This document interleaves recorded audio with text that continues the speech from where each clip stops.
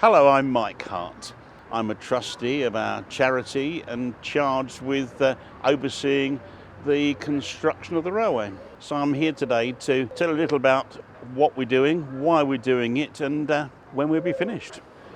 We're delighted today to be at the Middleton Railway, one of the very first heritage railways to open in the country in the early 60s.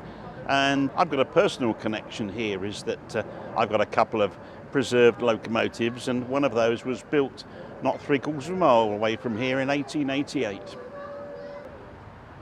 I've been involved in heritage railways since school days, brought up in Tunbridge, working on the Kent and East Sussex Railway.